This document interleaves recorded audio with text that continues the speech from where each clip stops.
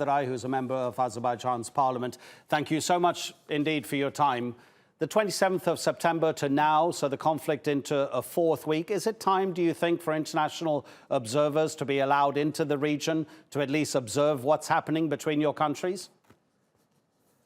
Well, thank you for having me. Well, as you mentioned, as you already know, military escalation started on 27th of September when Armenia attacked our border. And currently Armenia, which is losing on the battlefield, has chosen a tactic to attack our civilians. This is not a, let's say, provocation from our side. This is their plan. And their leaders have officially stated that. For example, Prime Minister Pashinyan's senior advisor in his interview to Russian TV channel said clearly and openly that this is their plan in order to create panic.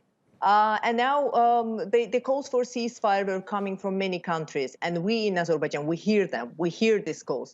And this is the reason why, despite of the obvious upper hand in the military operations, Azerbaijan agreed to ceasefire regime and is still ready to stick to it, but Armenia doesn't want it. And if you ask me my personal opinion, all these days I watch Armenian politicians, I monitor what they say and what they do. None of them came up with any compromise sentence and statement whatsoever. They are all pro-war and pro-occupation, all of them. For example, Mr. Pashinyan, from his interview on 17th of October, on the day when they launched a missile attack on Ganja, he said that how can we have a ceasefire with these terrorists? He is calling Azerbaijan a terrorist. Armenian political leader who is behind of missile attacks to Ganja is calling Azerbaijan a terrorist. Well, basically, I think that international community, unfortunately, has failed its mission in Azerbaijan. It's in South Caucasus, in Nagorno-Karabakh conflict, because we have been committed to negotiations for 26 years. 26 years is the whole generation. But unfortunately, neither UN nor OSCE did their job. So that's why now what is happening at our border in our biggest cities, it's simply war crime committed by Armenian side. So international organizations should not keep a blind eye. So they should be condemning Armenia for what they are doing.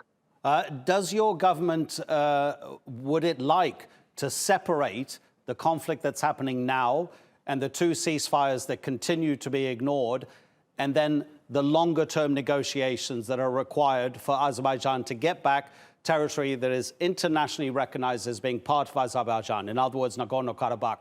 Because as far as the current fighting is concerned, can we return to the issue of possible international monitors? Do you think your government will allow them to come to the region?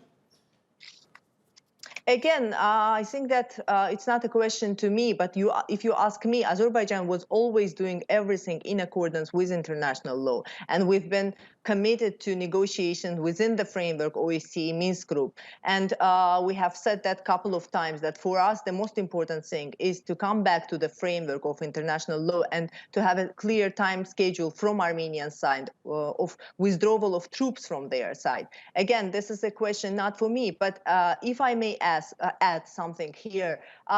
What I think that Armenia's political system was operating for the last decades on the ideology of xenophobia, ethnic cleansing, and expansionism. This is their ideology. I will give you a couple of examples. For example, I have a quote on my hands of Robert Kocharian, Serge Sarkisyan, and Nikol Pashinyan, three of their leaders of generation.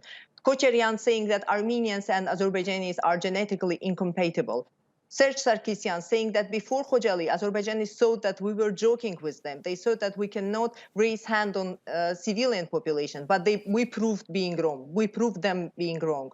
And Pashinyan saying that we are cutting their paws off one by one. So this is what they think. They don't want peace. They don't want negotiations. What they want to take part of our land. They don't respect international law.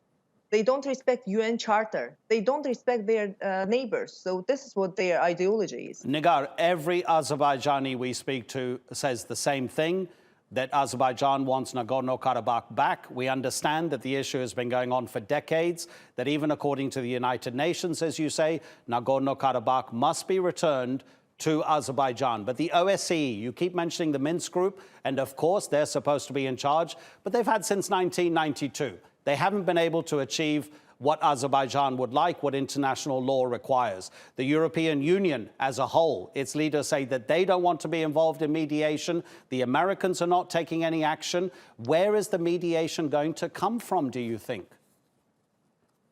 Well, again, what we want, our aim is to restore our territorial integrity. Karabakh and seven adjacent regions. But who can help you achieve that? Because you can only do that when you're negotiating, right?